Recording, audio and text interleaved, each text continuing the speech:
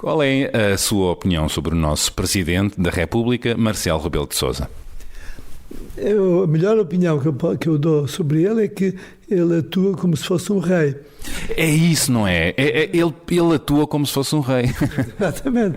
E, curiosamente, quem definiu a missão de chefe de Estado do Presidente da República, nesse sentido, foi o general Ramalho Yanes, que também disse no fim do seu mandato que tinha tentado atuar como um rei constitucional, porque percebeu que é isso que o povo português quer. Portanto, é uma espécie de monarquia a presidência?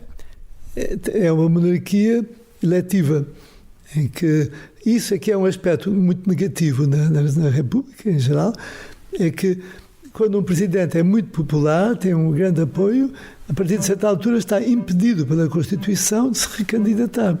Então, que raio de democracia é essa? Onde é que está a vontade do povo? Tenho a língua afiada um bocadito, sim, tenho.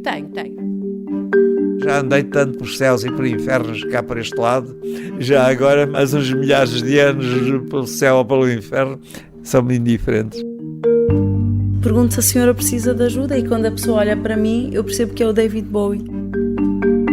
Tenho que lidar melhor com a minha fúria. Eu não posso deixar de achar a humanidade deliciosamente ridícula. Eu era miúda, ele era mais velho e nunca mais nos separámos. Pronto, quer dizer, aconteceu. Acho que foi o sorriso dele.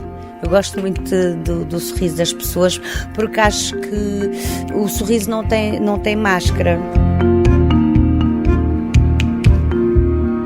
A beleza das pequenas coisas. Porque toda a gente tem uma história.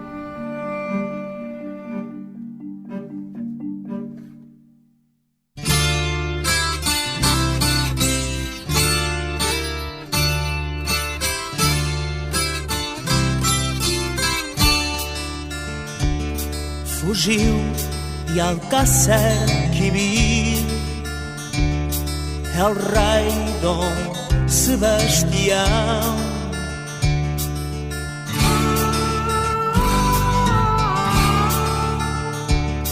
Perdeu-se num labirinto com o seu cavalo real.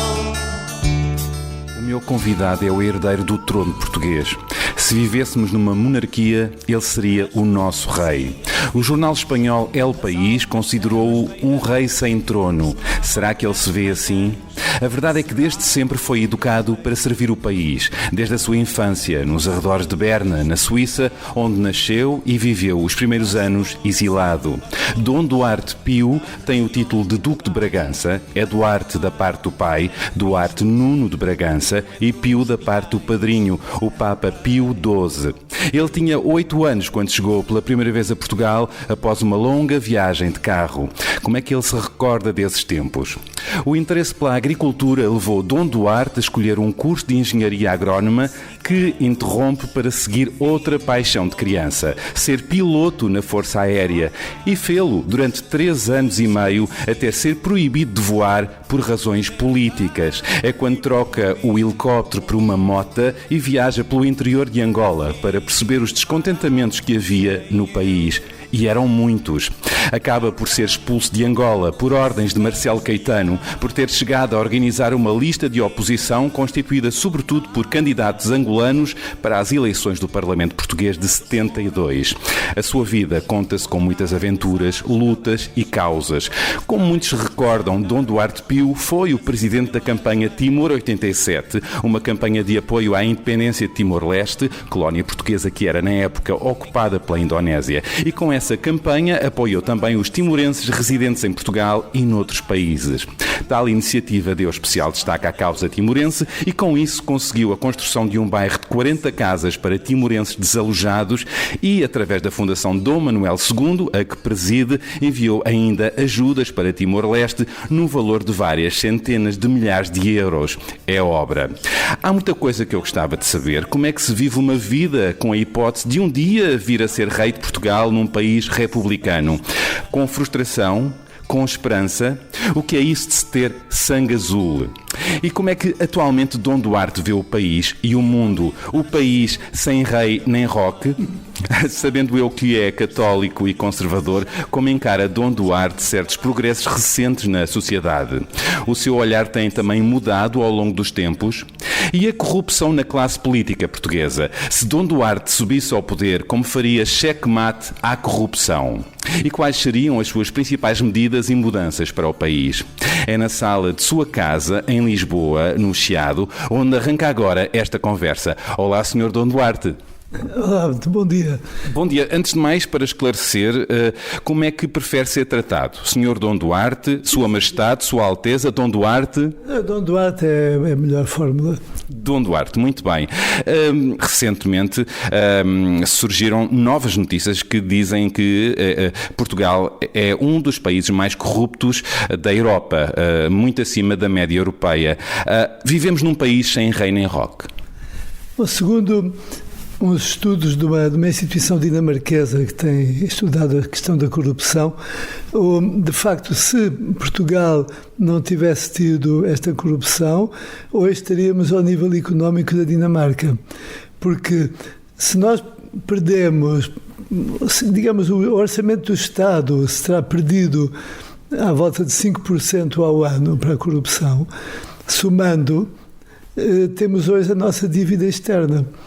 E isto mostra que esta coisa acontece porque há uma tolerância geral no país perante o que parece uma pequena corrupção. As pessoas acham que não é uma corrupção como há em países do terceiro mundo, em que os governantes ficam com 20% ou 30%.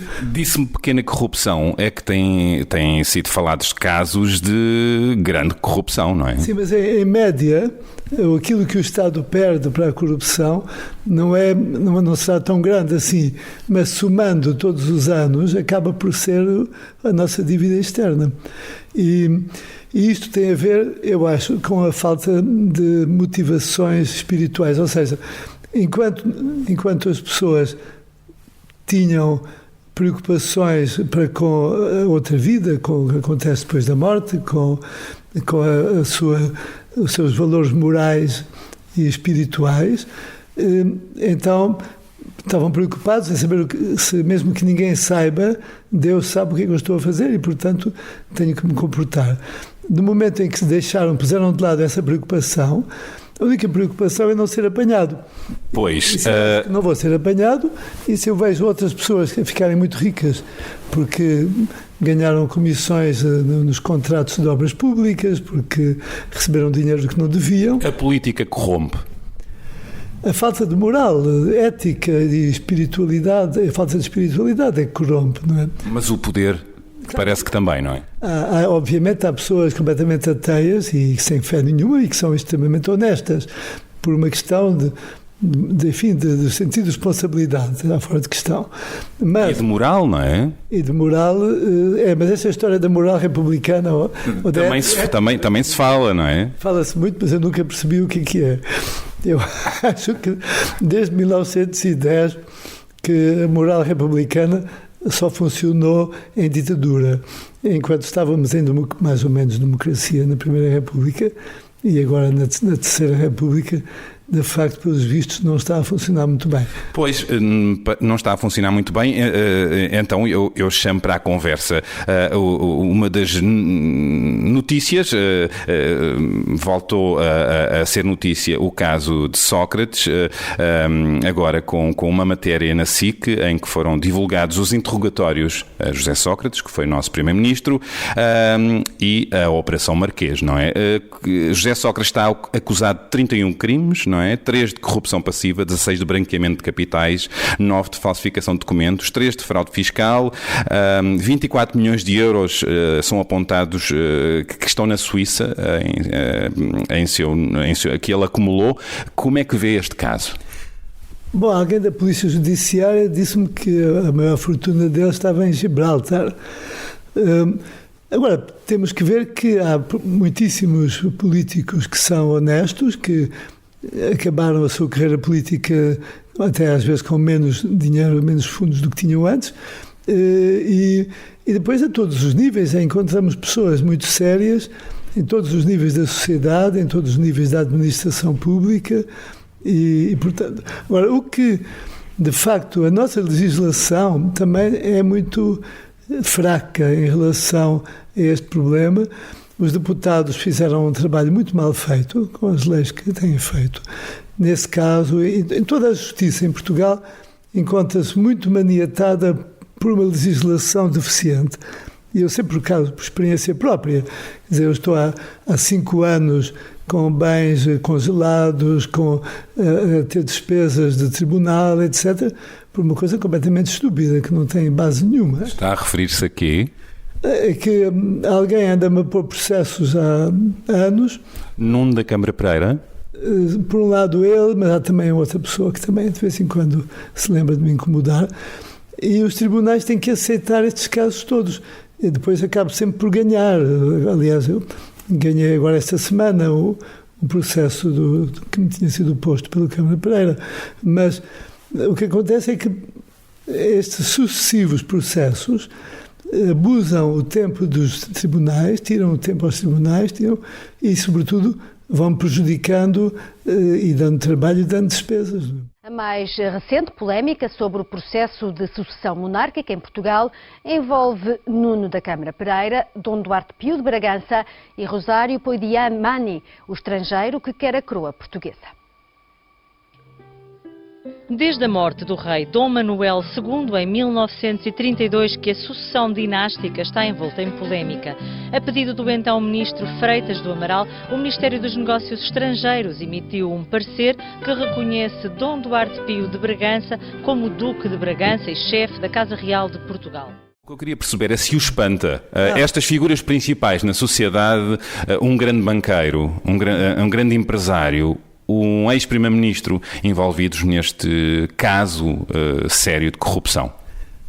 Bom, isto acontece porque há um sentimento de impunidade, porque, de facto, até agora ninguém tinha sido perseguido e preso por esses casos. Outros casos foram, entretanto, prescritos, também pela demora dos tribunais, e é um dos truques dos advogados é levarem os processos a terem uma grande demora para depois serem prescritos. E, aliás, como muito bem explicou o professor Medina Carreira, as leis foram feitas pelos gabinetes de advocacia para defenderem os seus futuros clientes. E por isso é que criou-se essa sensação de impunidade muito grande em Portugal. A corrupção é um mal da República? Bom, há em toda a parte, também em algumas monarquias, mas creio que nas repúblicas torna-se mais grave, em parte porque, como não há uma entidade suprapartidária que pode servir de referência e de juiz, que é o caso dos reis, na maior parte, mesmo nas monarquias atuais, muito democráticas, os reis e as rainhas têm, de algum modo, tido um papel de defensor do povo, de juiz fora dos partidos. Os procuradores, o equivalente ao procurador da República, são muitas vezes de nomeação régia, e isso ajuda a criar um ambiente de moralidade. Se for a ver, as monarquias contemporâneas europeias contam-se entre os regimes, em geral, mais honestos e com menos problemas de corrupção. Veja, os países escandinavos e a Bélgica, a Holanda, o Reino Unido, etc. Não é? Como é que vê este governo, a geringonça? É um exemplo interessante de como movimentos políticos completamente diferentes, que sem nenhuma simpatia uns pelos outros, até ao contrário, em geral, eram os 3 partidos que hoje se apoiam mutuamente. Enfim, os 2 partidos que apoiam o Partido Socialista não tinham nenhuma simpatia pelo Partido Socialista, ao contrário. Não é? Se fosse rei, teria permitido esta geringonça? Bom, segundo as constituições monárquicas atuais, de facto, o rei não teria possibilidades de impedir um governo de unidade, um governo de unidade nacional deste modo, não é?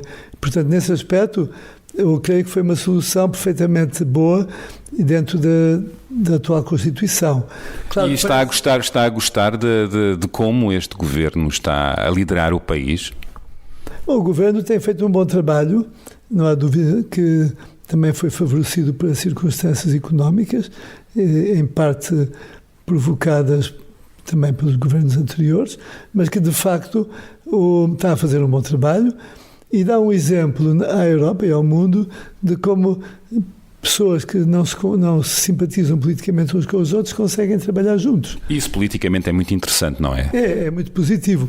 Curiosamente, isso está a acontecer também em Timor, que é a minha outra nacionalidade. Pois, tem neste momento 2 ou 3 nacionalidades?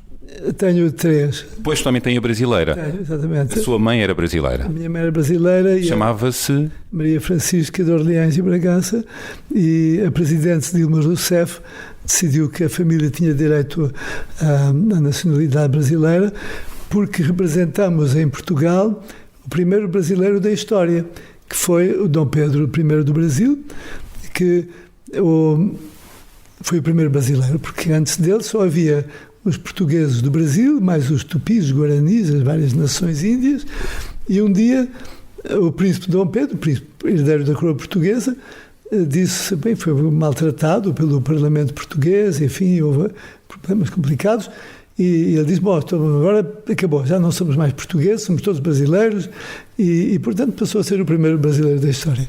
Estava a falar de Timor, que tem uma semelhança com a geringonça. Tem, porque em Timor o atual governo, que vai agora a eleições, tem vários ministros que eram de movimentos políticos diferentes, completamente fora, e nomeou para negociar o acordo com a Austrália em relação àquele problema delicadíssimo da repartição do mar territorial entre a Austrália e Timor. Quem foi nomeado foi o Xanana Gusmão, que é líder da oposição. Ou seja, o governo nomeia o líder da oposição para um assunto extremamente delicado e de grande responsabilidade, que lhe está a dar, aliás, uma grande popularidade, não é? Mais uma vez, muito interessante politicamente, não é? Qual é a sua opinião sobre o nosso Presidente da República, Marcelo Rebelo de Sousa? A melhor opinião que eu dou sobre ele é que ele atua como se fosse um rei. É isso, não é? Ele atua como se fosse um rei. Exatamente.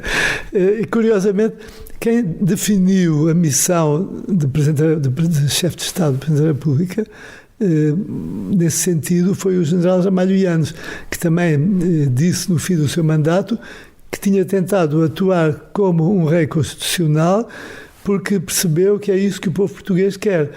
Portanto, é uma espécie de monarquia, a presidência? É uma monarquia eletiva, em que isso é que é um aspecto muito negativo na República em geral, é que quando um presidente é muito popular, tem um grande apoio, a partir de certa altura está impedido pela Constituição de se recandidatar. Então, que raio de democracia é essa? Onde é que está a vontade do povo? Porque é que o povo não tem o direito de continuar a eleger sucessivamente o mesmo?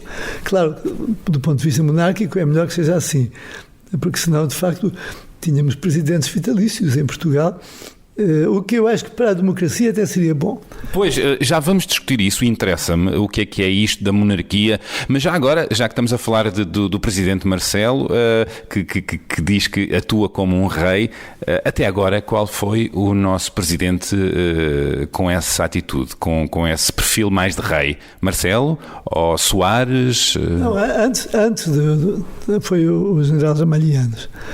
E o Mário Soares, efetivamente, teve uma grande popularidade pela sua simpatia pessoal, pelo carisma. Também havia ali algum carisma de rei, não? Sim, só que não foi, politicamente, não foi tão independente como é o presidente agora atual, não é? Se tivesse que escolher um presidente com mais perfil de rei, escolheria Marcelo? Eu acho que tanto Marcelo como o general Ramalho Yanes, nesse aspecto, estão iguais. A diferença é que o atual presidente tem provavelmente mais carisma e mais, enfim, uma facilidade maior nos contactos humanos do que tinha o general Ramalho Yanes, que era um bocado mais rígido. E a Marcelo chamam-lhe o presidente dos afetos, não é? É, exatamente. Aliás, houve um outro Presidente da República em Portugal também com enorme capacidade, enorme popularidade, que foi o Sidónio Pais. Mas esse acabou mal, coitado. Ainda sobre Marcelo, quais são as qualidades e defeitos que lhe aponta? Talvez que o único defeito que eu vejo será talvez uma hiperatividade. Que tem a ver com a personalidade dele, mas que chega a ser defeito? Eu acho que sim, porque primeiro, em certa medida, talvez que, enfim, se não haveria vantagens em a posição dele ser um pouco mais resguardada, não ficar tão acessível e não ir a tantas coisas. E segundo, porque eu receio que isso faça mal à saúde, porque deve dormir pouco e é capaz de... Depois consta que dorme 4 horas, 5. Isso não é saudável. Aliás, estou a ler aqui um livro da Ariana Huffington sobre o sono, em que de facto ele diz que dormir menos do que 8 horas é perigoso para a saúde. Dorme quantas horas por noite? Eu durmo 8. Uau! 7, conforme, às vezes 7. É um pouco variável conforme os dias. Nas viagens durmo obviamente menos e fico mais...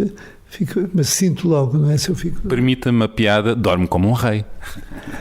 Ou então mais, como é que se diz? Exatamente. Eu não conhecia a expressão. Eu inventei agora. Eu conhecia comer como um abade, mas...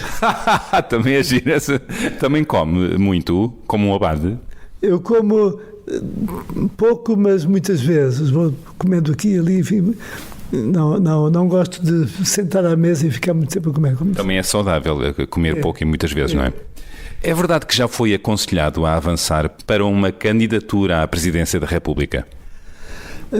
Assim, o conselho mais sério que eu tive nesse sentido foi do presidente Ronald Reagan.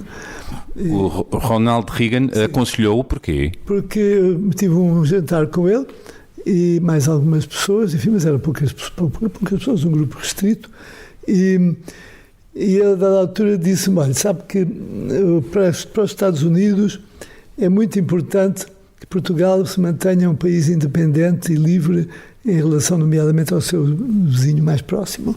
Isto foi em que ano? Isso foi nos anos 80. Claro. Quando ele era presidente. E estava presente o ministro na altura, Brzezinski, e estavam presentes algumas pessoas interessantes, enfim, de vários setores, e ele disse: e eu tenho informações que o senhor se candidatasse que podia ganhar, e isso seria benéfico para manter a independência de Portugal, para evitar uma influência excessiva de estrangeiros, e por isso nós achávamos que isso fosse útil, enfim. E levou isso a sério? Pensou nisso? Depois consultei as organizações, os dirigentes monárquicos em Portugal, da Causa Real, consultei assessores e consultei pessoas de vários setores, intelectuais e políticos, e a grande maioria estavam contra. Havia 2 ou 3 a favor. E o que é que dizia a sua consciência? Bom, foi aquilo que eu disse também ao presidente Reagan. Quer dizer, se eu tivesse alguns apoios sólidos, e inclusive apoios financeiros, porque há uma frase engraçada que é quando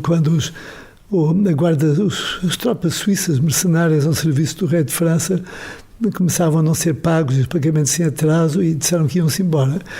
E os franceses insistiram muito para ele não se ir embora, e responde o comandante suíço: pas de sous, pas de Suisse. E, portanto, sem dinheiro não há suíços.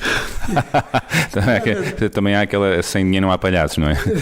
E sem dinheiro não se consegue eleger ninguém para a presidência da República. E, por isso, essa história de que o povo escolhe o melhor não é nada verdade. O povo escolhe quem tem os melhores brasileiros para fazer a sua campanha e quem tem dinheiro bastante para poder, enfim, fazer uma boa campanha. E por isso, de facto... Desistiu da ideia?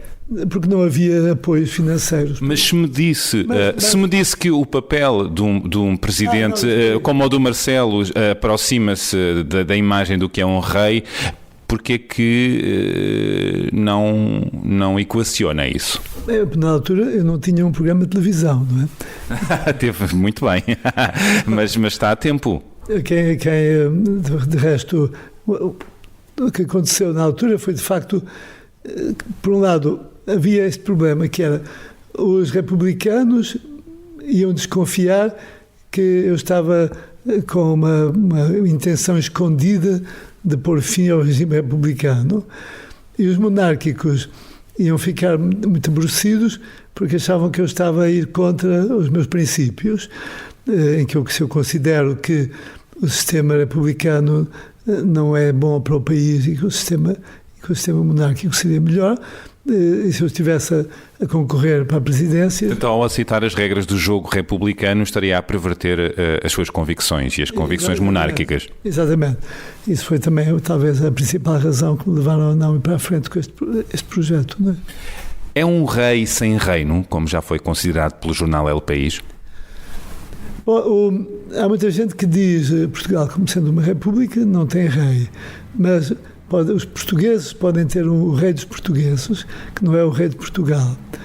E isso, curiosamente, eu sinto também muito, não só em Portugal, mas sinto em Timor, sinto em Angola, sinto em Cabo Verde. Sente-se o rei dos portugueses?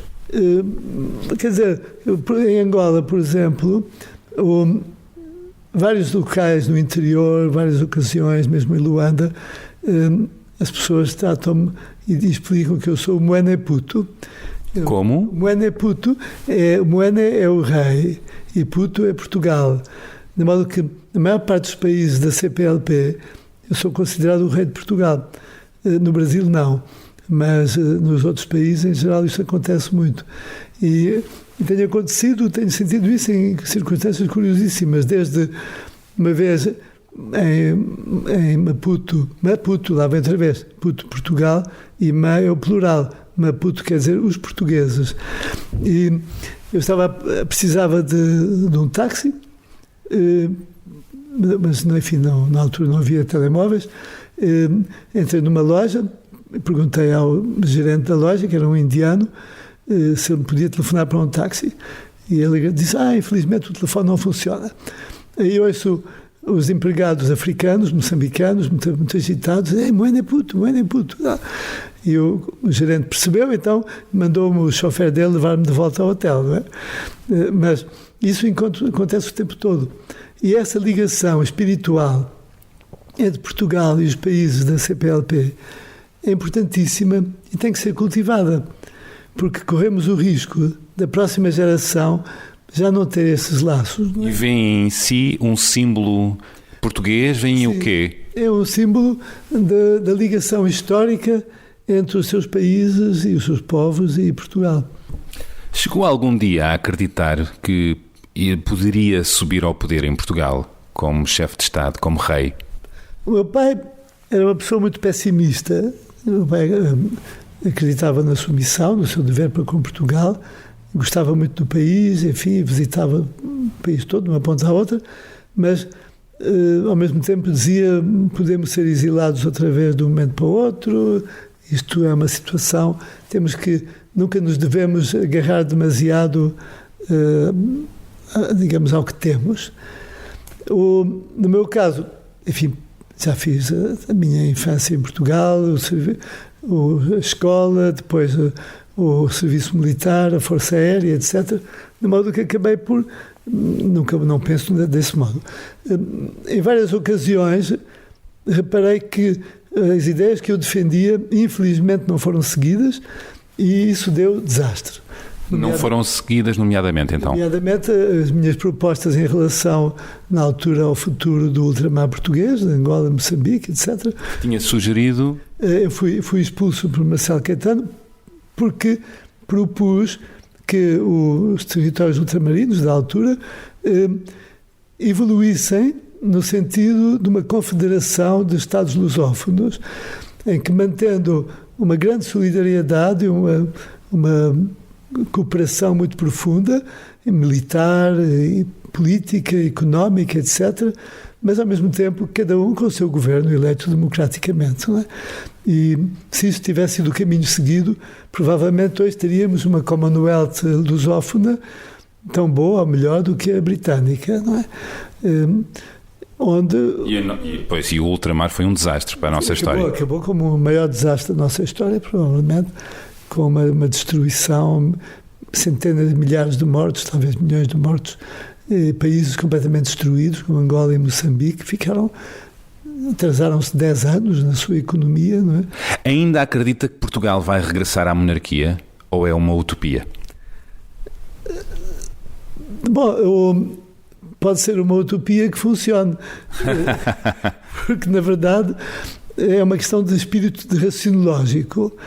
Se nós, em vez de fazermos política só emocionalmente, por preconceitos, por ideias feitas, analisarmos com lógica as opções políticas, então temos que comparar as monarquias atuais com as atuais repúblicas e chegamos à conclusão que as monarquias atuais funcionam melhor, têm mais respeito pelos direitos humanos, pela democracia, pelas liberdades, pela honestidade. Acha isso?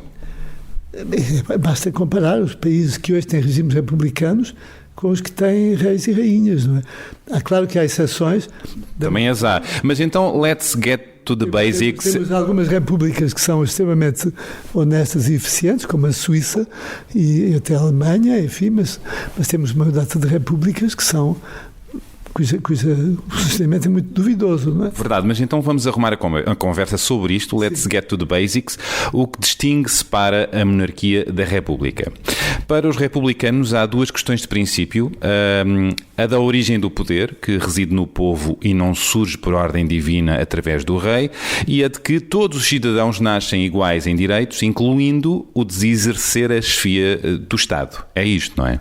Sim, só que as monarquias também consideram que o poder vem do povo e a prova é que são de vez em quando sujeitas a referendos, enquanto que não conheço... Mas ninguém da população pode aspirar a ser rei, não é?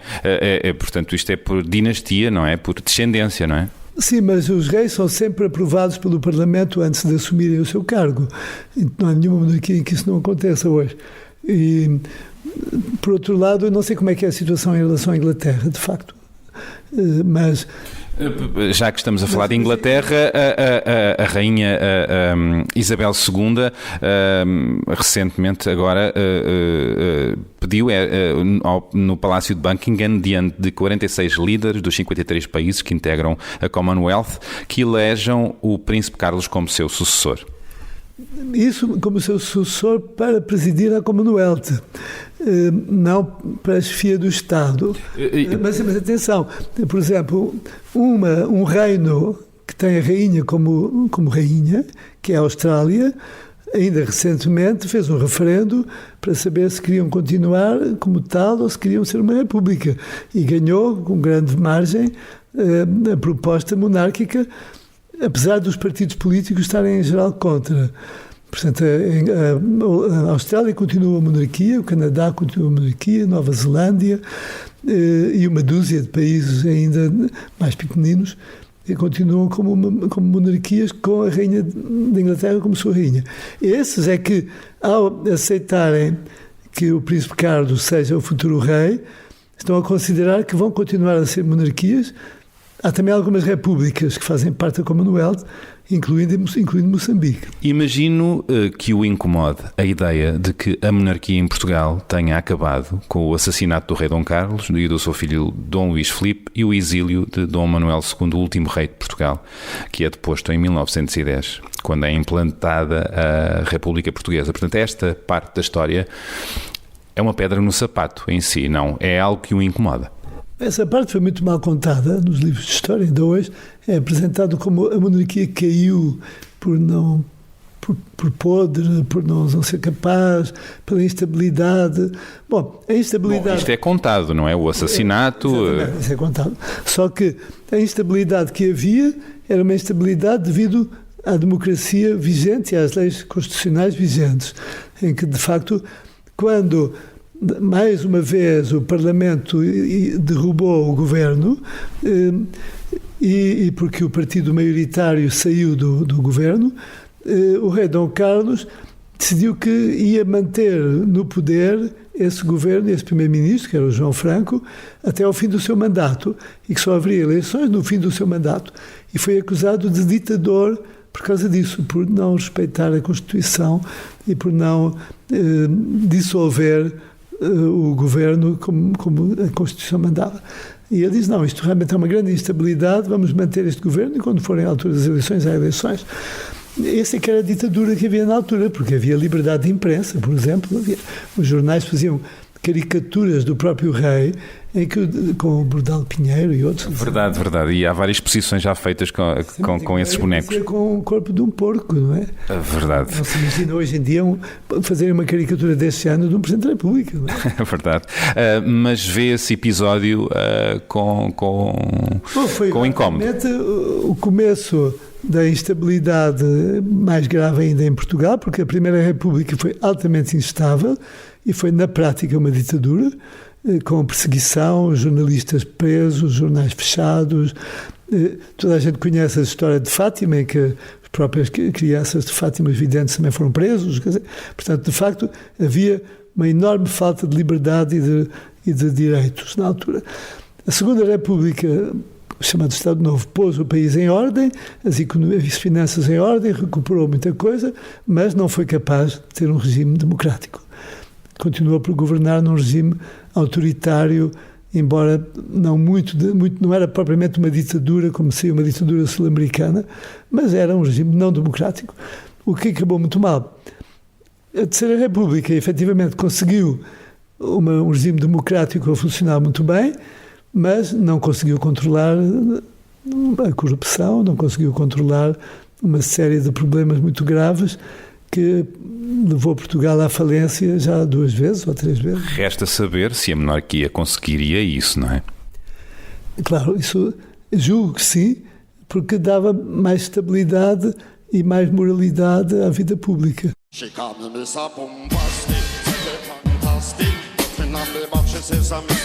Shaggy, Kylie Minogue e Tom Jones foram alguns dos artistas que marcaram presença no concerto de homenagem à rainha. Acompanhada pela família real, Isabel II assistiu ao espetáculo no camarote real do Royal Albert Hall. Tonight we are celebrating the Queen's birthday. But Your Majesty, if you do not mind me saying, you are not someone who is easy to buy gifts for. Desabafo de neto e príncipe sobre a rainha mais velha do mundo.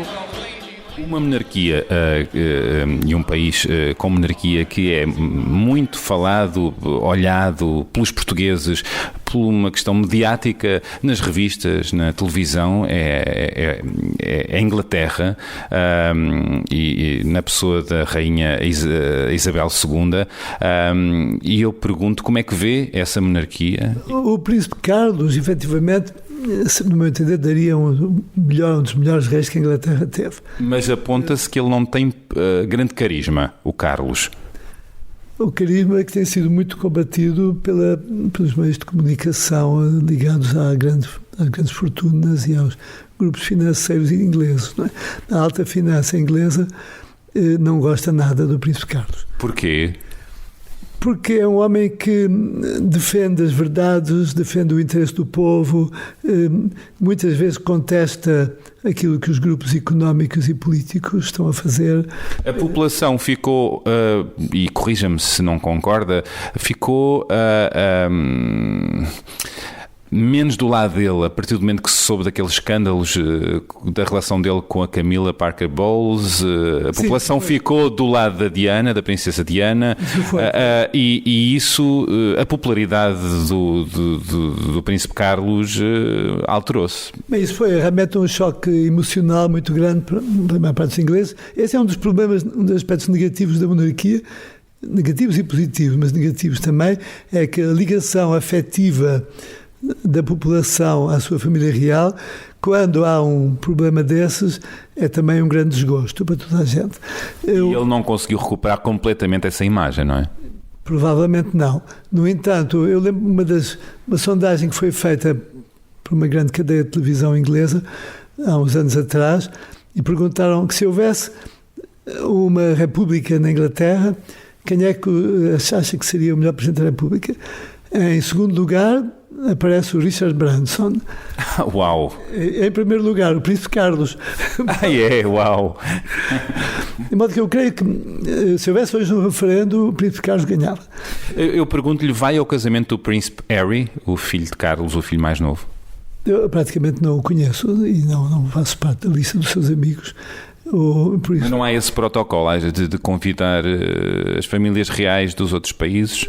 Em alguns casos, no caso do príncipe herdeiro, como o filho mais velho do príncipe Carlos, efetivamente William foram convidados os chefes de Estado da Commonwealth e alguns chefes de Estado com os quais a Inglaterra tinha relações mais próximas. Chefes de casas reais não reinantes, em geral, não foram convidados. Teria interesse em ir? Bom, quer dizer, claro que é sempre interessante, é sempre uma cerimónia bonita e um momento interessante, mas de facto não faria muito sentido eu ser convidado. Atualmente vive de quê? De que rendimentos? Antes de começarmos esta conversa, falou muito brevemente que a família, que o Sr. Dom Duarte estava a gerir o património no aluguer para turistas, as casas aqui do Chiado? Algumas são para turistas, outras são de rendas normais. E de facto a minha mulher é que administra, ela é financeira, enfim, economista e tem curso de administração financeira. E tem jeito para isso. E tem muito jeito para isso, de modo que ela tem se ocupado dessa parte administrativa e tenho uns edifícios que herdei da rainha Dona Amélia, que é a minha madrinha de batismo, e tem sido esse o nosso principal rendimento. Como é que se recorda dela? Muito pouco, porque quando eu a visitei tinha 5 anos, não é? Depois morreu pouco tempo depois, de modo que não... Uma senhora alta, muito imponente, não é? Sim, foi muito simpática, muito carinhosa, como uma criança de 5 anos, mas não tenho muitas memórias, não é? Deve-lhe ter dado uns docinhos, não? Não, ela fez um chá muito bom, com um bolo, enfim, que ela fez para as crianças. Muito bem. Eu sei que perdeu muitas das suas propriedades no governo de Salazar, não foi? Boa parte da vossa riqueza. O que aconteceu foi que os bens da Casa de Bragança...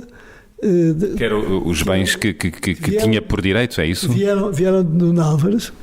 Foi esse fundo, digamos, de propriedades, são herança de Nuno Álvares Pereira, de São Nuno, e que, quando o rei Dom João IV foi aclamado rei, manteve uma administração separada dos bens da Casa de Bragança, que passou a ser o morgadio da Casa de Bragança, separado dos bens do Estado, da coroa. Em 1910, a Primeira República respeitou os bens da Casa de Bragança e, portanto, não os confiscou. Até para não desagradar aos ingleses, onde o rei estava exilado. E o rei Dom Manuel II, reconheceu o meu pai como seu sucessor. Houve um acordo, enfim, e por isso é que a rainha Dona Amélia foi minha madrinha, o rei Dom Manuel foi padrinho da minha tia Maria Adelaide. Isso está tudo muito claro, apesar de vez em quando surgirem umas pessoas a quererem a reclamar que são elas as verdadeiras sucessoras. Também aconteceu esses episódios, não é? Sim, isso também aconteceu. Também há nos asilos psiquiátricos, segundo as anedotas, aquelas pessoas que acham que são Napoleão. Esses loucos e oportunistas sempre os haverá e são difíceis de controlar. Mas o que aconteceu foi que, quando morreu Dom Manuel II, o governo considerou que esses bens da Casa de Bragança, que de facto deviam pertencer ao Estado.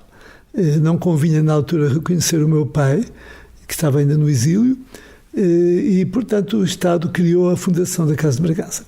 Que não está nas suas mãos. Não tem absolutamente nenhuma interferência minha, nem... O que é estranhíssimo, chamando-se Casa de Bragança. Exatamente. Tem sido muito bem administrada, tenho que admitir isso.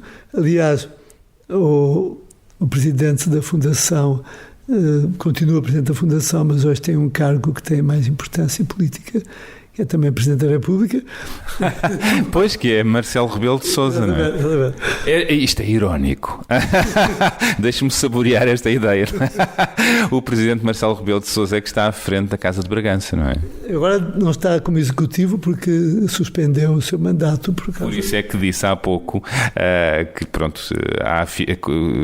tem um pouco a figura de rei, não é? Não é por isso, não é só por isso. É pela sua inteligência política, mas efetivamente a administração tem feito um bom trabalho, eu sempre tenho dito isso e tenho defendido.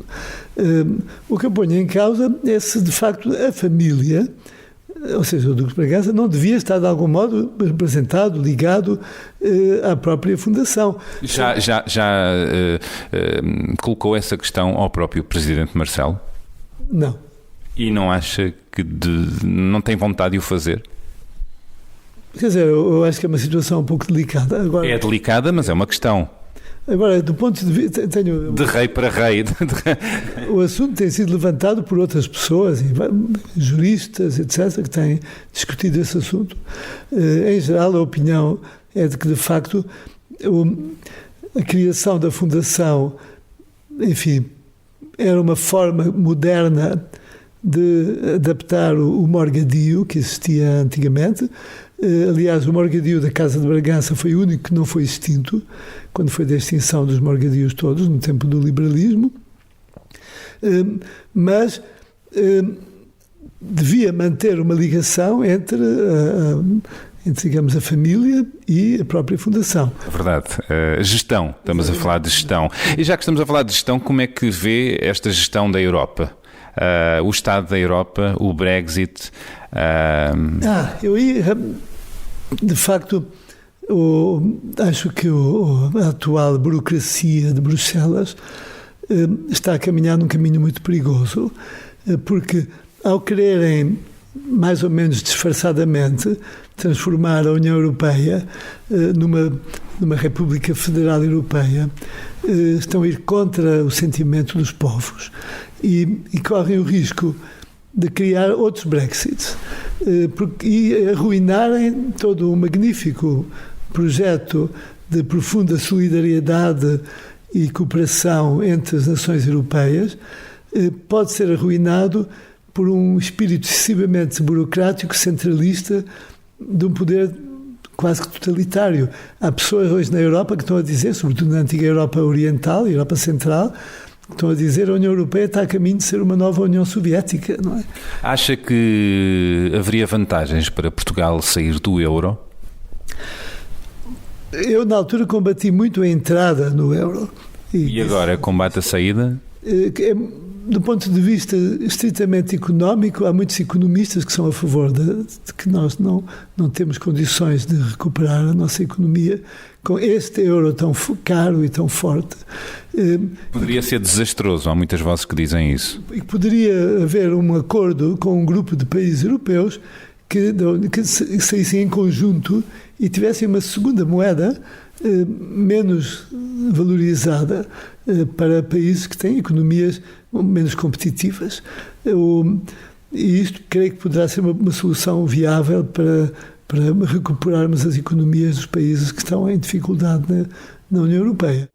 Consegue dizer de cor os nomes completos dos seus 3 filhos em poucos segundos? Vamos a isso. Começamos pelo mais velho. Acho que sim. Vamos lá, então. Afonso de Santa Maria, Miguel Gabriel Rafael de Bragança. Muito bem. De Herédia de Bragança. Muito bem. Faltam os outros. Os outros é fácil, porque é só mudar o primeiro nome. Muito bem. Belíssima resposta, belíssima resposta. É um homem de família, tem 3 filhos, o Afonso, a Maria Francisca e o Diniz. Porquê é que foi um pai tão tardio? Provavelmente porque a minha mulher não estava pronta para se casar ainda na altura. E no porque só aconteceu na altura em que aconteceu, é isso? Inconscientemente eu comparava sempre as outras amigas e paixões que eu fui tendo. Eu comparava-as no fundo inconscientemente com a Isabel. E achava sempre que no fundo ela era muito mais interessante e muito mais agradável. Verdade, porque a conheceu desde sempre, não é? Sim, desde sempre, exatamente. Fomos sempre os melhores amigos desde apesar da diferença de idades. Sim, exatamente. Eu digo isto porque uma altura em que ela era menor, não é? Ou uma jovem. Eu conhecia quando ela tinha 5 anos e ensinei-a a nadar em Angola. Que giro, que giro. Portanto, aos poucos foi percebendo que ali estava a sua companheira. Sim. E, portanto, esperou. Exatamente. É isso? Acho que no fundo foi isso, exatamente. Que bonita história de amor. E por isso, portanto, era a sua companheira e seria a Isabel a mãe dos seus filhos, não é? Exato. Quis esperar. Exatamente, acho que sim, foi isso realmente o que aconteceu. Eu conheço o meu marido desde os 6 anos. Foi ele que me ensinou a nadar em Angola. Como uma criancinha, não é? Muito querida, que já era na altura. E depois fui sempre acompanhado. Ele sempre foi muito amigo da família, as nossas famílias sempre foram bastante amigas. Ficámos os melhores amigos durante muitos anos, até que houve uma altura em que percebemos que havia coisas mais interessantes a fazer do que ser só amigos. O meu drama foi, será que eu sou capaz de mudar a minha vida? Teve mais vantagens ou desvantagens pelo facto de ter sido pai tão tarde? Bom, algumas desvantagens, de facto, no sentido em que se calhar já deveria ter netos hoje em dia, e ao mesmo tempo, por outro lado, as vantagens também são que, curiosamente, a nossa família, isto tem acontecido várias vezes, o meu pai casou-se bastante tarde, o meu avô casou-se muito tarde, o meu bisavô casou-se aos 50 e tal anos. Portanto, já é de família isso. Está acontecendo.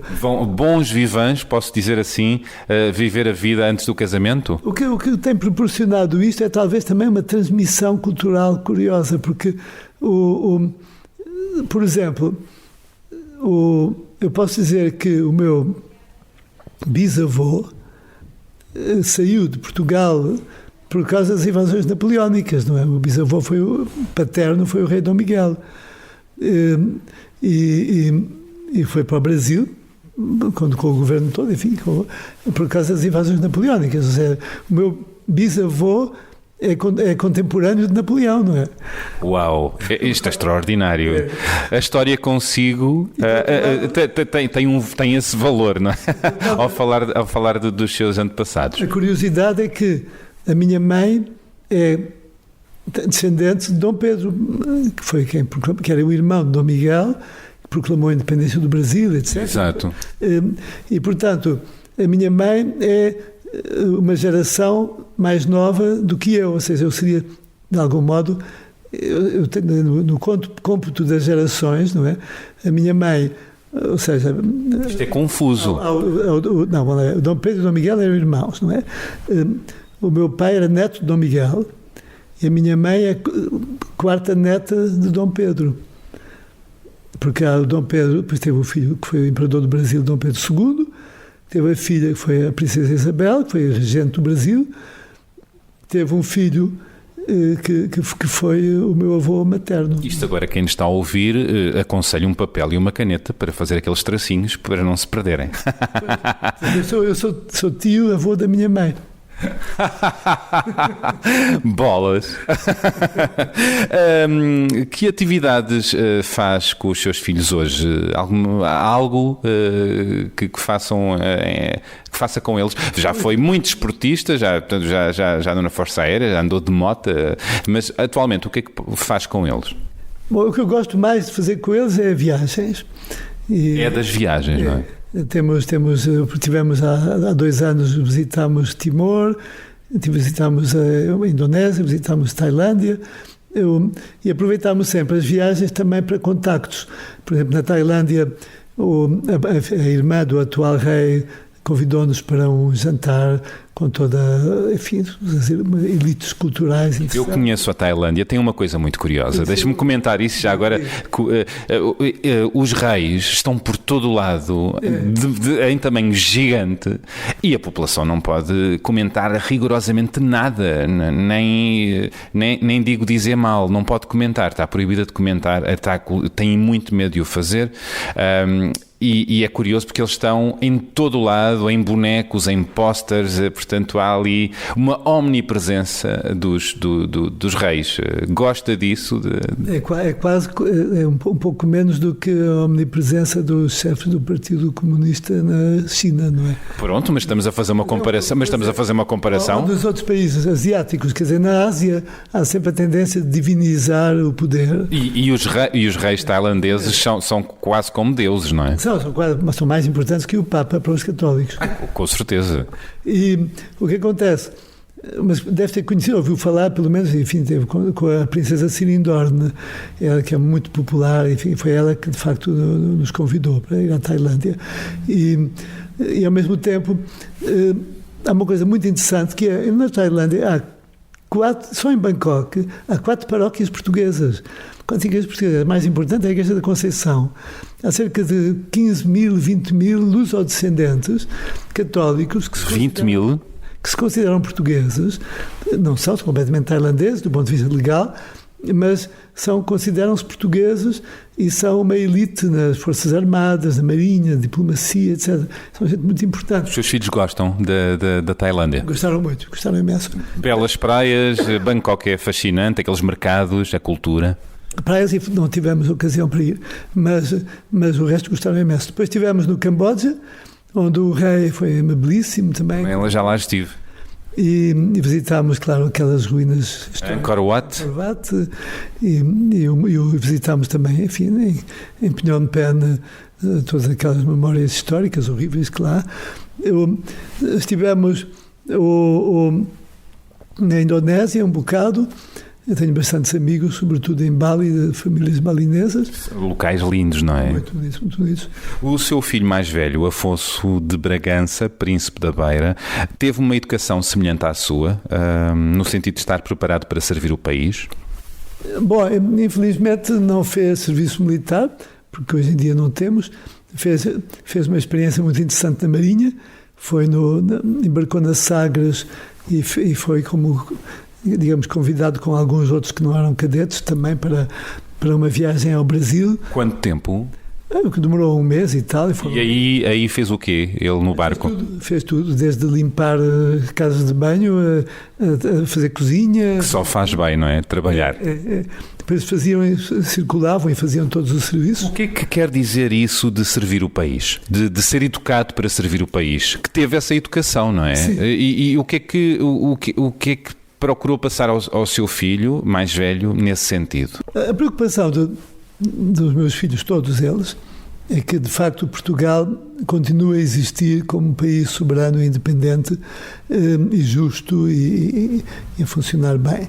E de facto, enfim, estamos todos convencidos, felizmente não há nesse aspecto desacordos, pelo menos na minha família mais próxima, sobre que um rei ou uma rainha seriam mais eficientes nesse cargo e que seria um melhor sistema. Mas isso é um aspecto talvez até não é o mais importante. O mais importante é que a família tem a obrigação histórica de servir o país e seja como for que o país quiser e os portugueses quiserem, temos que o servir. Por isso é que muito do meu tempo e do meu esforço podia ter sido melhor gasto, se quisermos dizer assim, para ocupar-me de assuntos de interesse económico para a família, por exemplo, mas descuidei-me bastante nesse campo porque, de facto, preocupei-me mais com os assuntos políticos, não é? Falemos de humor. Já reparei que tem sentido de humor. Nesta conversa deu para perceber. Vê-se assim um homem com sentido de humor? Eu acho que é fundamental. Primeiro, acho que é de natureza própria, da minha natureza cultural, ver os aspectos engraçados e divertidos em todas as circunstâncias, não é? Sabe rir de si próprio? Eu acho muita graça a alguns programas cómicos que se metem comigo. Acha graça? Sim, acho graça. Gostei muito do programa 5 para a meia-noite, em que participei recentemente, achei divertidíssimo e as duas raparigas são muito simpáticas, muito divertidas e aquilo foi muito engraçado. Dom Duarte ficou irritado por não ter sido convidado para o casamento do Príncipe William, nem para o batizado dos seus filhos. Mandou algum presente?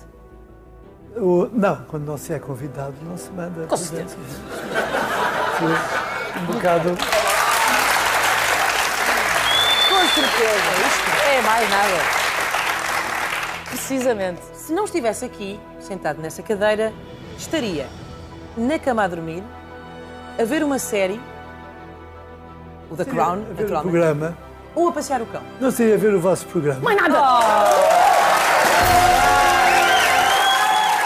A única coisa que acho estúpida é quando me põem como gago, que acho que não sou. Já aconteceu, é isso? Há um dos programas aqueles da Contra-Informação. Há os bonecos do Contra-Informação que já passaram na RTP, sim. Exatamente, que me põem como gago, não é? Quer dizer, esse programa já acabou. Já acabou.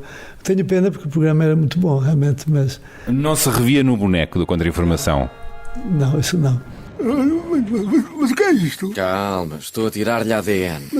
Mas não tem nada a ver com a menina inglesa. Não, não é isso. É para vermos aqui uma árvore genealógica. Mas o bisavô da minha Isabelinha não foi regicida. O tal Visconde tinha as armas para matar o João Franco. Não era o rei Dom Carlos. Não, não é isso. O senhor não leu o New York Times. Estamos a tentar saber de vez se o Cristóvão Colombo era genovês, catalão ou português. Português? Ah, pois é. Diz-se que pode ter sido o bastardo de Salvador Fernandes Zarco, enviado por Dom João II como espião para desviar as atenções de Espanha para longe do Oriente. E se era família de Bragança, o gene está cá. Cristóvão Colombo, português? O que é que o faz rir? Há imensas circunstâncias. Há filmes muito divertidos, enfim. Aliás, os meus filhos têm vergonha de ir comigo ao cinema, às vezes, porque começam a rir em gargalhadas muito altas e eles ficam um pouco envergonhados. Ficam? Há algum humorista que o faça rir, em particular? Bom, antigamente eu achava muita graça ao Hermano José. Antigamente? Sim. Hoje em dia, acho que infelizmente ele entrou um pouco no campo da ordinarice. Muito bem. Acho pena, porque tem muitas qualidades humorísticas e acho que não se devia descair para esse lado, porque é chato, não é? É como alguns dos cantores populares portugueses que acham que têm muita graça por entrarem na ordinarice. Acho que não tem graça, é estúpido, é fácil. Quer dizer, é o fácil. O verdadeiro humor tem que ser um pouco mais rebuscado e um pouco menos básico. Meio-dia. Como é duro o despertar do rei de Portugal. Bom, rei não, reizito. Reizito não, rei que é para abaviar. Duarte, faz pouco barulho. A minha Isabelinha. Coitada, está tão cansada. Ontem tivemos toda a tarde no Festival da Lagosta. Ela foi dos pescadores pobrezinhos. E ela, coitadinha, teve toda a tarde com o martelo na mão. Toque, toque, toque, toque, a partir do crustáceo. Coitadinha, bom. Das novas gerações, há algum nome que ache graça de quando passa por ele? Sim, realmente há, de facto, há alguns que são muito bons, de facto, isso... Quem é que lhe faz rir? Aqueles que fazem a conversa da treta e que são de facto ótimos, de facto. O António Feio, que já faleceu, e o Zé Pedro Gomes. Exatamente, assim. Ai, José, porquê é que tu me bateste, mano? Porquê que eu te batete? Porquê que eu te batete? Ou por acaso sou surdo? Porquê que a Terra é redonda? Porquê que a soma dos carretos é igual ao cardeal da hipotenusa? Porquê que as bússolas indicam sempre para a frente? A Terra é redonda? É. Aonde? Nas bordas. E aonde é que ficam as bordas? Sei lá, mas eu tenho cara de tipógrafo. Não, realmente temos hoje humoristas muito bons, de facto. E, aliás, uma das coisas que eu, por exemplo, eu gostei imenso do filme da Guerra Dourada, exatamente porque, além de ser muito bem feito, não tem nem ordinarices, quer dizer, além dos palavrões normais que são usados na conversa, enfim, lá pelo taxista e pelos atores da história, mas são os que se usa normalmente, não é? Ça, c'est du bon bacalhau. C'est pas ma femme qui m'a fait du comme ça, hein? Paye à merde. Attends, Lourdes, les enfants. Et alors? Les enfants, ils comprennent pas. Vaya a merda! Caralho! Filho de puta! Milo, Malo! Qu'est-ce qui vous a appris ça? C'est Carlos. Ça te fait rigoler en plus? Bah, comme ça, au moins, les enfants, ils sont bilingues, écoute. Ai, meu Deus. Donnez-moi la patience pour supporter cette créature. Não usa nunca nenhum palavrão? Bom, a minha filha queixa-se. Então? Acha que eu não devia usar certas expressões.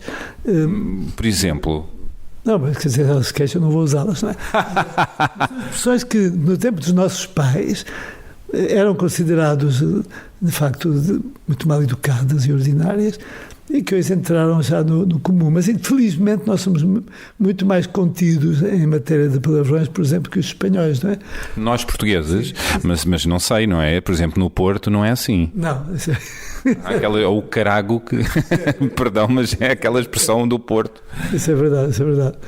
Vamos dar música à nossa conversa. Quais são as músicas da sua vida ou aquelas músicas que o acompanham? Bom, aquelas que eu tenho... Há muitos realmente, mas, por exemplo, eu gostei imenso das últimas músicas do Zé Cid, Os Anjos Negros. Ele tem vários temas que falam da história de Portugal, não é? Exatamente. Pintor que pintas com alma e com traço definido, pintor que segues a escola dos grandes pintores antigos, à volta da Virgem Branca pinta alguns anjinhos negros, mais depressa vão para o céu os filhos da guerra. Também gosto muito de algumas músicas da Ana Bacalhau. E olha longe a praia, o bote aguentou. Bom vento sopra forte, que é para lá que eu vou.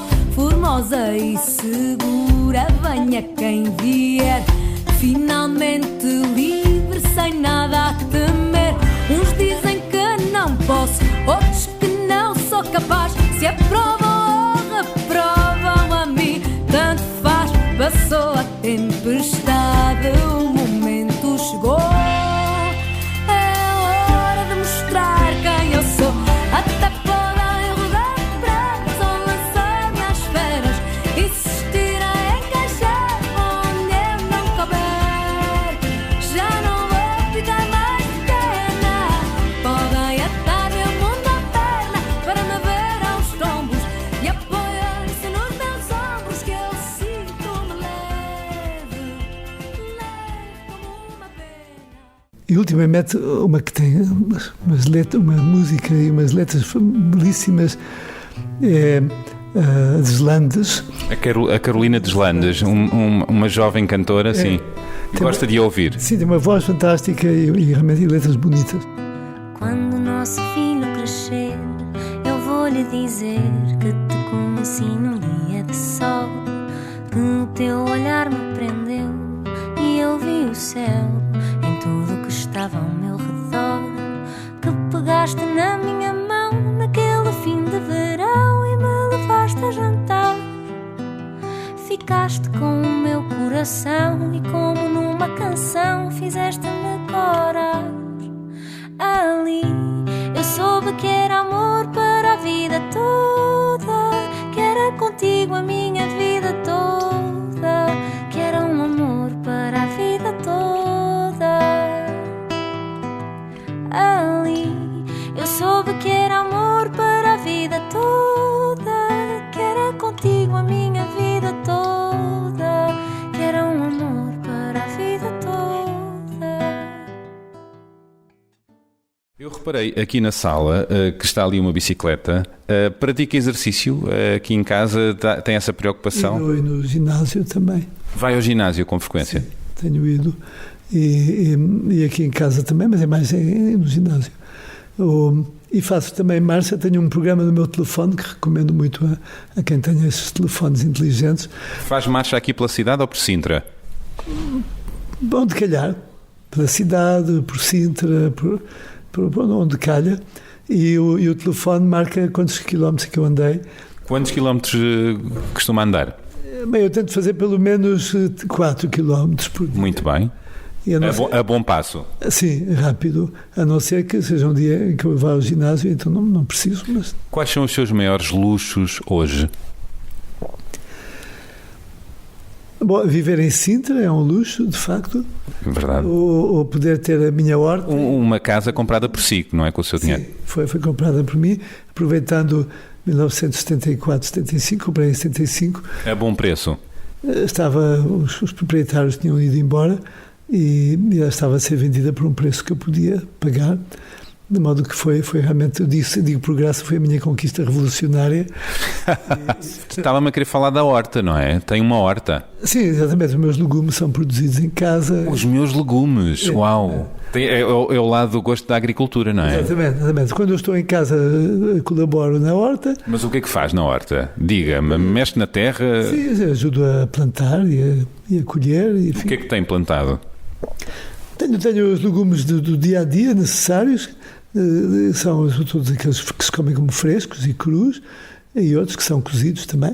Isso dá gozo, não é? Sim, é muito agradável e é muito interessante. E tenho árvores de fruta.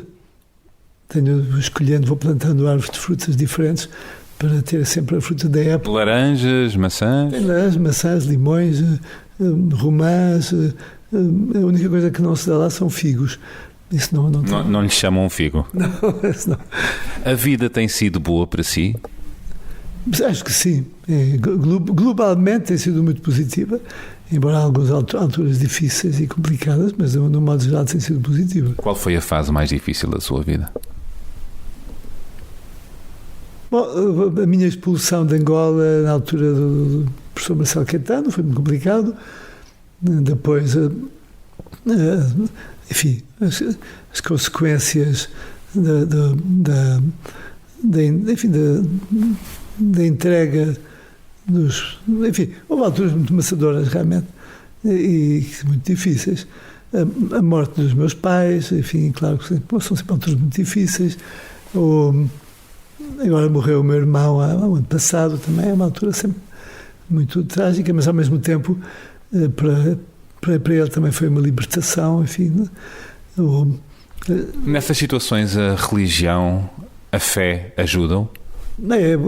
Ajuda imenso, é fundamental, porque o meu irmão estava com um problema, digamos, de uma doença progressiva que estava a torná-lo inválido e o facto de que ele se tenha libertado disso e tenha passado para o céu muito bem preparado espiritualmente, obviamente que é uma grande alegria espiritual, não é? Quer dizer, eu acho que a morte de uma pessoa, que é a única coisa certa da nossa vida, se acontece numa pessoa que está bem preparada espiritualmente, é um motivo de festa.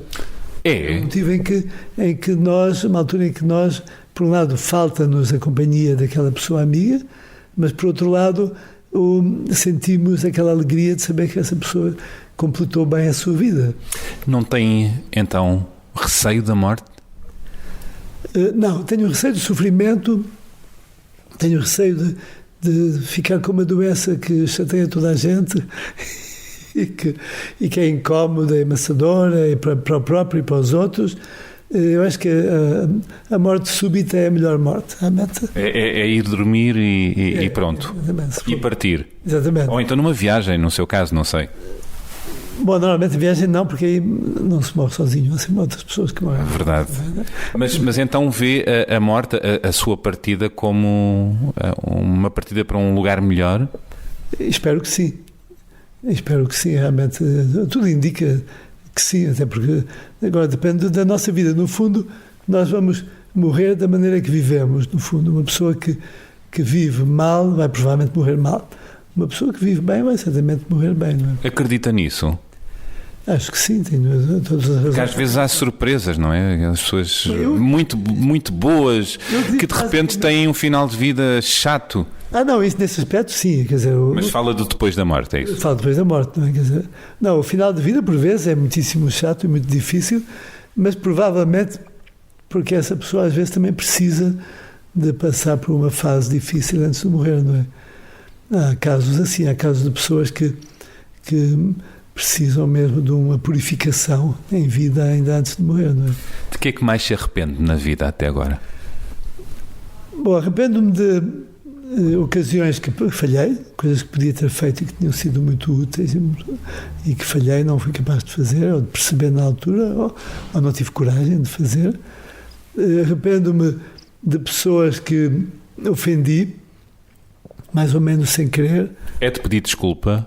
E que, se quando é possível, eu gosto de pedir desculpa, mas há casos em que não é possível, não é?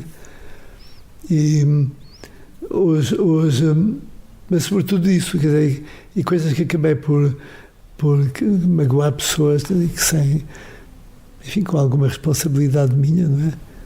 Mas isso tem a ver com temperamento, com pouca maturidade nas alturas em que isso foi feito? Tem a ver com situações de ofensas, de conflitos, enfim, que... E nessas situações de conflito é temperamental, é isso? Sim. Diz coisas que não sente? Exatamente. Não, digo coisas que sinto na altura, mas que depois me arrependo. Porque também depois começa a ver a situação de outra maneira. Pois, exatamente, ou fui injusto, ou que podia ter evitado certas circunstâncias, não é? Há casos de pessoas que eu ofendi que podia ter evitado, enfim, com um pouco mais de diplomacia e mais de cuidado, tinha-se evitado muitas circunstâncias. O tempo cura isso? Sim, certamente. É. Depois, sobretudo, pessoas que me esqueci, pessoas que ajudaram, que foram úteis, etc. Quando foi do meu casamento, eu fui à procura de todas as pessoas que tinham sido simpáticas e que tinham sido boas e que tinham me ajudado durante a vida. E pensei que muitos não viriam. Nomeadamente os que viviam longe, os que estão no estrangeiro, distantes, etc. Pensei, não vêm, de certeza. E convidei os presidentes das câmaras que me tinham convidado e recebido muito bem, enfim, dos quais mais ou menos metade eram comunistas. Pensei, não vão vir porque o partido não gosta dessas coisas. O problema é que vieram todos, não é? O problema ou o bom? O bom, mas o problema também, porque de repente tenho cerca de 3.000 pessoas a aceitarem os convites e a dizer... E não havia comida. Não é isso. Estou a brincar. Tive que realmente organizar a coisa de outra maneira. Tive que, por exemplo, não se podia ter em mesas sentadas, não é? Teve que ser um almoço de pé no claustro dos Jerónimos, não é? Foi um dos momentos mais felizes da sua vida, o casamento. Foi muito interessante, muito bonito. Marca-me a quantidade de pessoas que estavam lá fora e da alegria que se gerou no país. A CNN passaram um quarto de hora do casamento. Foi uma promoção de Portugal muito grande. Quer receber o Sr. Dom Duarte de Bragança. Foi há 20 anos o casamento mais digno de revista cor-de-rosa em Portugal. Toda a República teve curiosidade para espreitar os noivos. Foi também preocupante, foi complicado, foi a organização, enfim. Foi uma dor de cabeça também. Aliás, os casamentos, quando são com muita gente, são uma enorme dor de cabeça.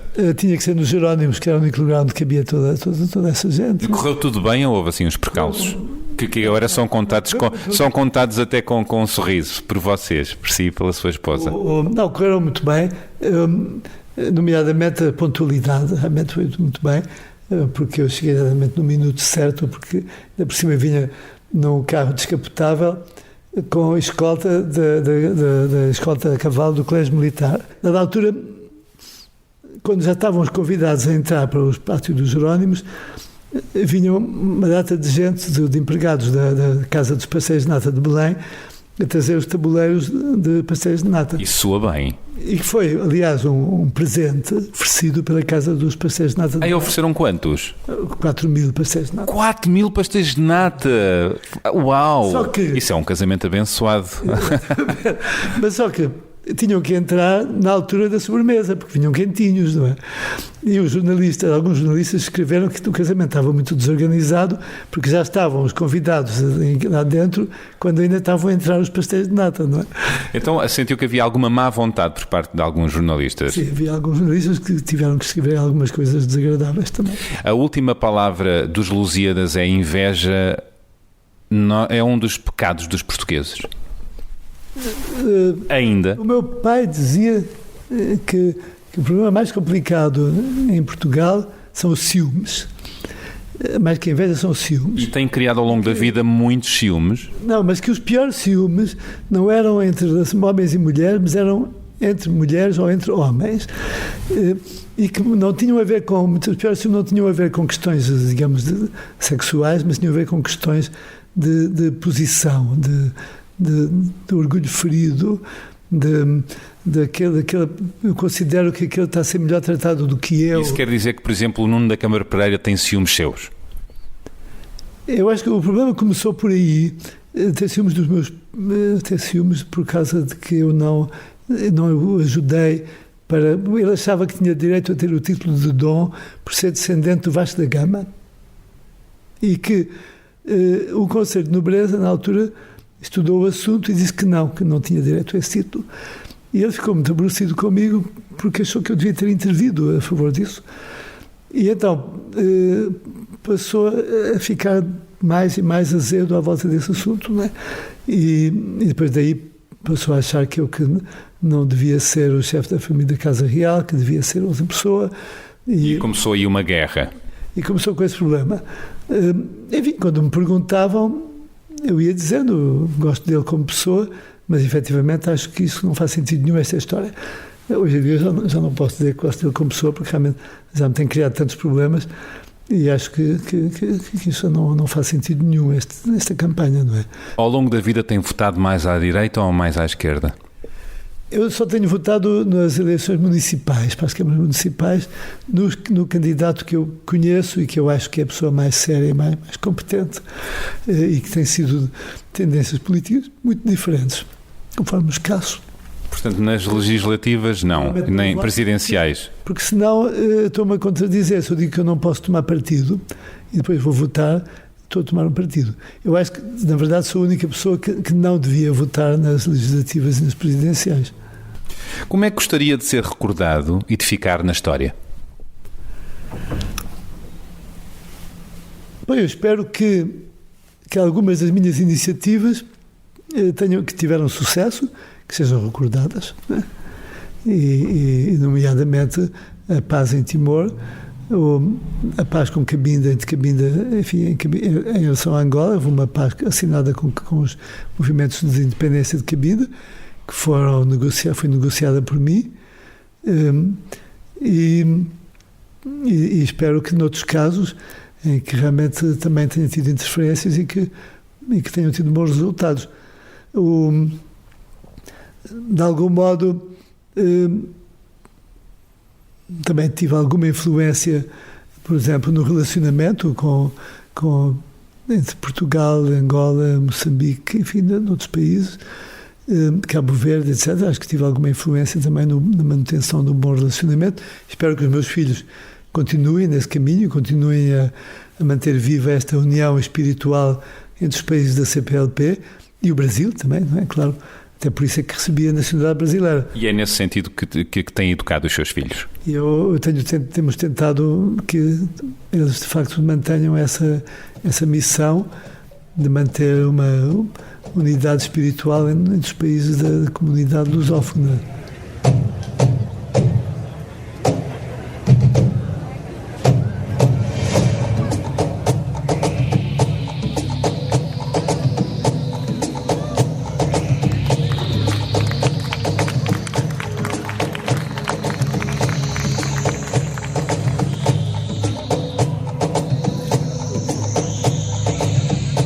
Tem jeito para a dança? Nenhum. Completa negação para a dança, realmente. Mas tocar algum instrumento tem alguma queda artística para algum lado? Uma enorme falha na minha educação. Porque o rei Dom Carlos pintava bem, pelo menos pintava muito bem, não é? Sim, pintava muitíssimo bem. Não, aí foi de facto uma falha muito grande na minha educação. Mas enfim, também como... Na parte artística. Na parte artística foi total, realmente. A minha mãe, como amadora e jovem, ela e os irmãos fizeram um circo. Um circo? Criaram todo um circo no Brasil. Mas um circo real? Um circo que ganhava dinheiro para sustentar obras de assistência social. A sua mãe geria um circo com palhaços, animais, é isso? Eles é que faziam tudo. A sua mãe entrava no circo? A sua mãe fazia o quê no circo? Eu fazia um espetáculo equestre. A sério? Eu não sabia disso. Exatamente. A sua mãe estava em cima do cavalo a fazer aquela... Exatamente. Uau! Então a sua mãe era artista mesmo. Exatamente. Artista de circo. Exatamente. Mas isso quando tinha 18 anos, 20 anos. Isso é incrível. Ela e os irmãos e irmãs e mais... Como é que se chamava o circo? Não se chegou a ter nome, mas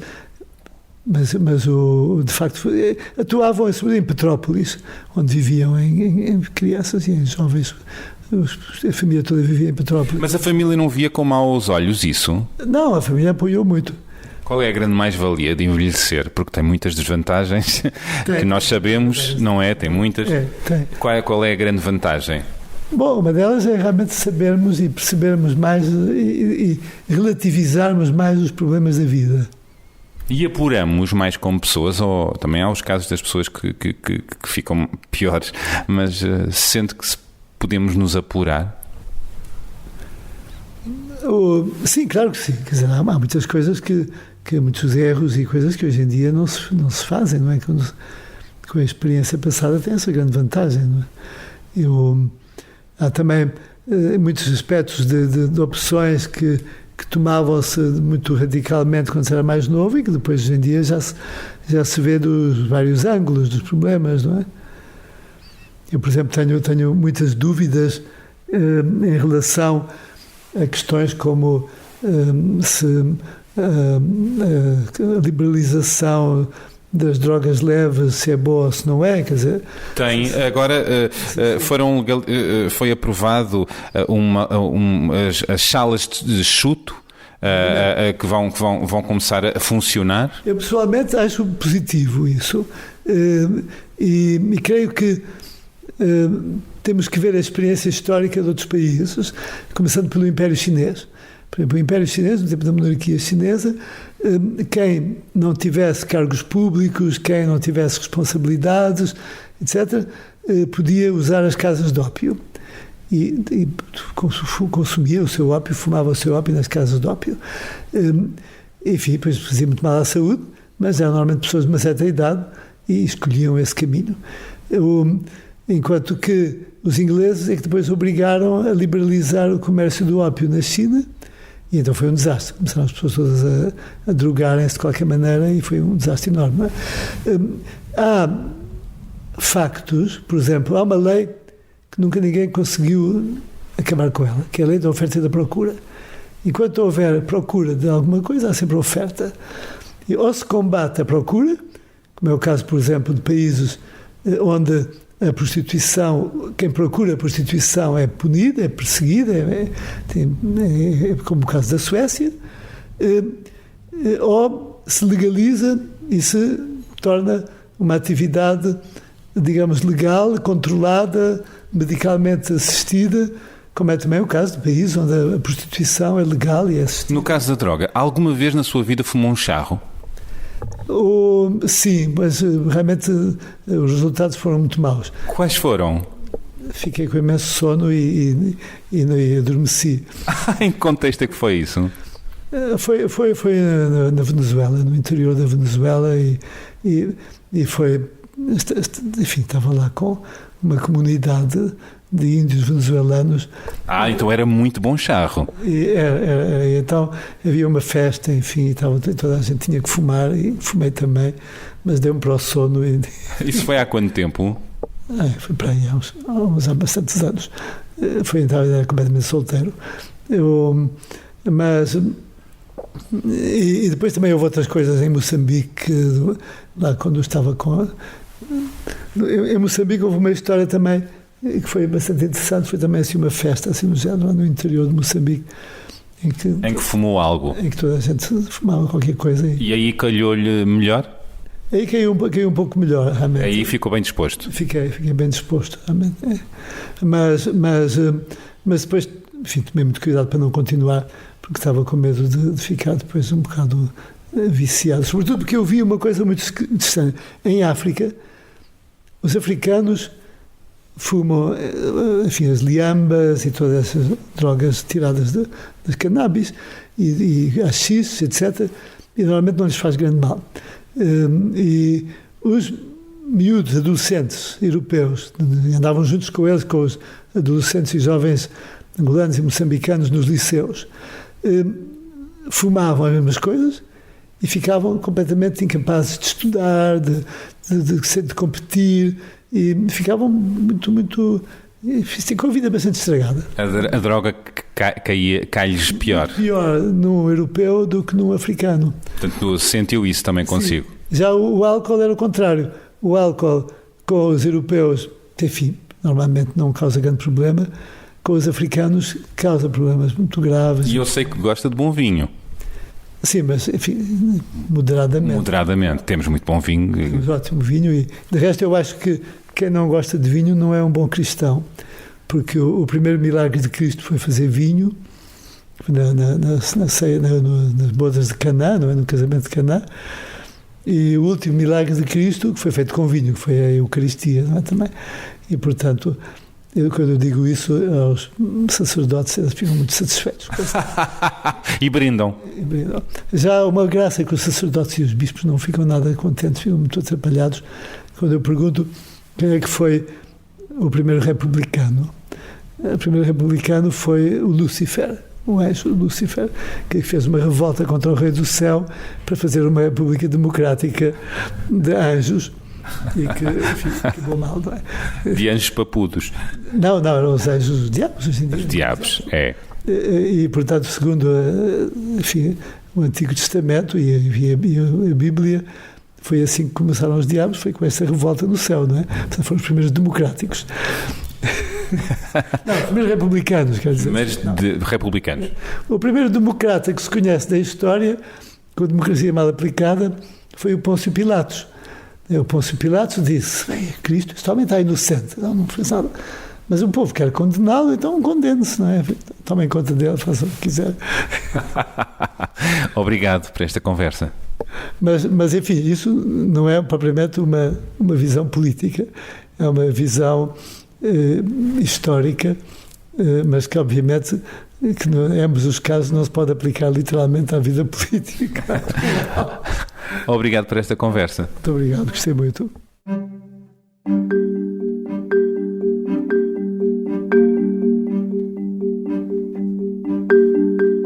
E terminou assim, de forma inusitada, esta conversa com Dom Duarte, a falarmos de vinho, de bom vinho e de drogas. Pois é, achei curioso o facto de Dom Duarte confessar que já as tinha experimentado. Para alguém que tem um certo gosto no politicamente correto e uma certa imagem a defender, foi generoso da parte dele. E numa semana em que se celebra a Revolução de Abril e o fim da ditadura republicana, esta conversa é também um ato de liberdade. É bom trocar ideias e mundos com quem tem uma maneira de pensar diferente da nossa, mesmo que concordemos em discordar. Portanto, viva a democracia, viva a liberdade. E quanto a isso, eu sei que o Dom Duarte concorda comigo. Como sabem, desta vez não haverá a rúbrica Eu Não Sou de Intrigas, mas, dado que o meu camarada, o grande João, está a curtir o sol a algures no país. Mas partilhamos mais um testemunho enviado por um ouvinte para a rúbrica Toda a Gente Tem Uma História. Desta vez quem nos conta é o Nuno, que tem 20 anos e vive em Lisboa. Ele prefere não adiantar mais sobre si, então que seja a sua história a falar por ele. Uma história sobre o fim de um amor, a vontade de pôr fim à vida e como está a dar a volta a uma depressão. E porque toda a gente tem uma história, esta é a história do Nuno.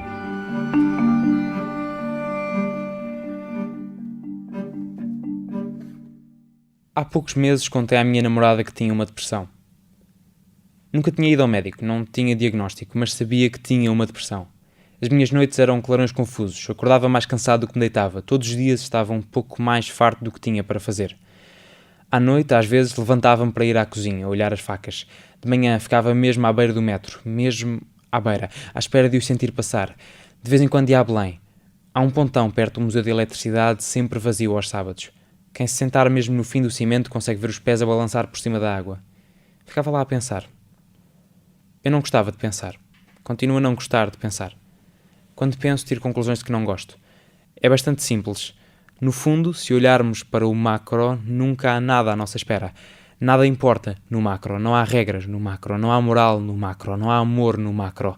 Quando pensas no todo, no geral, isto não significa nada. Eu sou nada, tu és nada e seguimos todos no nosso carreirinho bem definido de nada por razão nenhuma que eu possa compreender.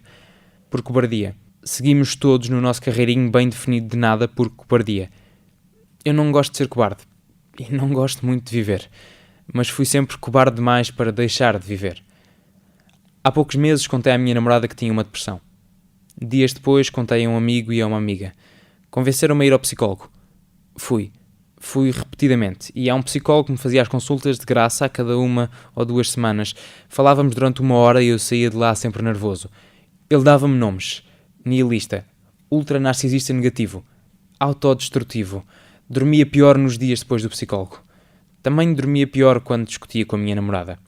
E discutia muito com a minha namorada. Umas vezes por muito, outras por pouco. Eu fazia-me de vítima, não percebia o que tinha feito, questionava as razões dela para se chatear.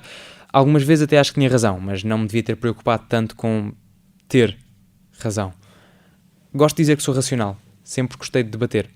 Sobre tudo. Literalmente tudo. Gosto do processo argumentativo, do desafio racional, mais do que de ganhar a discussão. Gosto de desmontar os argumentos dos outros repetidamente, tentar uma e outra vez até dar o salto mental de que preciso. Fazia isso muitas vezes com a minha namorada. Sobre política, cultura, economia, sociedade, amor. Sobre o nosso amor. Fazia-o comigo mesmo. Sobre viver, sobre amar, sobre continuar a viver e a amar. Disse-lhe uma vez que quando pensava no macro ela não tinha significado.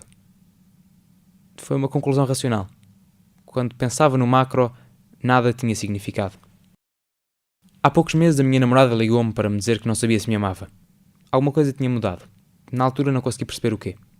Há pouco mais de 1 mês disse à minha namorada que queria acabar com ela. Antes discutimos mais, chorámos mais, fizemos um amor seco e frio, esquecemos de nos beijar de manhã, nem pensámos em dizer eu amo-te ao deitar. Quando disse que devíamos acabar, ninguém argumentou. Falamos um do outro, do futuro, de ser melhor assim. Vamos continuar a ser amigos assim, vamos ser mais felizes assim. Estávamos só a desgastar-nos assim. Foi essa a desculpa oficial. Desgaste mútuo. Foi isso que eu disse aos meus familiares, aos amigos, a mim mesmo. Foi o que ela me disse a mim. Não sei o que disse aos outros. Há pouco mais de 2 semanas sentei-me em Belém a olhar o rio. Há 1 semana disse à minha namorada que queria voltar a namorar com ela. Há pouco mais de 1 semana fui ao psiquiatra. Deu-me 2 comprimidos para a noite e 1 para a manhã. Tomo-os todos os dias sem falhar. Não bebo à noite. Esqueci-me de dizer que andava a beber à noite. Muito. Pelo menos uma vez telefonei bêbada à minha namorada. À minha ex-namorada. Ou ela telefonou-me, mas eu é que pedi. Falámos durante 3 horas. Ela disse que não me amava. Tomo os meus comprimidos todos os dias sem falhar. Já não passo muito tempo a pensar. De noite adormeço logo. De manhã consigo ficar a ouvir o mundo, as pessoas, as ruas, mais longe do limite da plataforma do metro. Ainda penso na minha namorada. Penso em mim sem ela, penso nela sem mim, penso nela com outros homens. Imagino que quando lhe mando mensagens a pedir ajuda, ela está no encontro com alguém. Imagino que até na noite em que falamos 3 horas, ela esteve com alguém. Ela foi de alguém. Um Pedro, um Tiago, um Alexandre, um João, alguém de Sintra, de Coimbra, do Algarve e de Massamá. Penso sem o direito de pensar e fico triste sem o direito de ficar. Pedi-lhe que pensasse. Tento dar-lhe o tempo para pensar, mas custa-me vê-lo passar. Tenho medo do que acontece entretanto. Tenho medo do que vem depois. Tenho medo de não voltar a tentar. Tenho medo. Sei que desta vez não fui cobarde. Eu disse-lhe, eu amo-te. Eu quero ser melhor. Eu quero tentar outra vez. E ela foi racional. Disse-me, eu não sei se te amo. Já falhou 1 vez. E eu não quero mais. Estou feliz sozinha. Não era feliz contigo. Estou feliz livre. Não posso ser livre contigo. E eu disse-lhe e desisti. Desta vez não tenho argumentos. Não quero ser racional. Só te amo. E contra esse pensamento, não quero nem me posso medicar.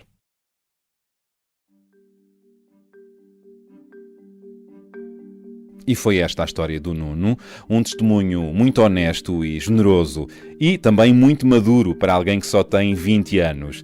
Que a vida te corra bem, Nuno, com novos amores e alegrias.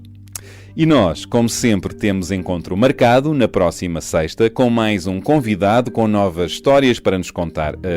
Bom, na verdade serão 2. 2 convidados que estarão comigo à conversa para celebrarem uma data especial. O 100º episódio deste programa.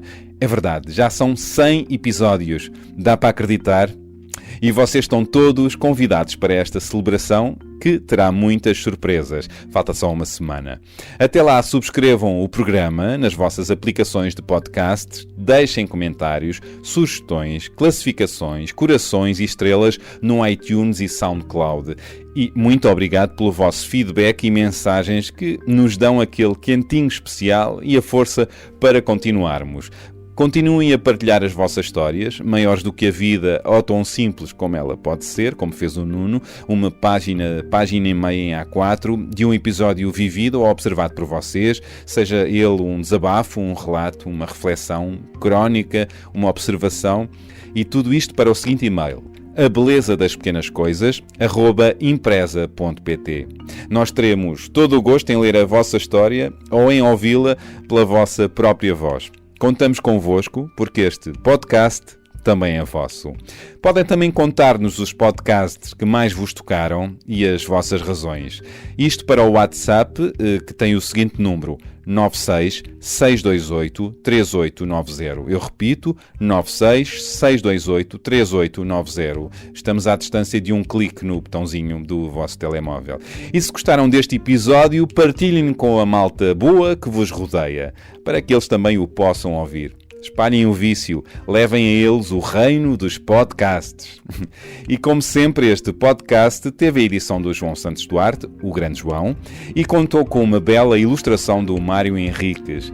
Eu sou o Bernardo Mendonça e despeço-me com até para a semana e boas conversas.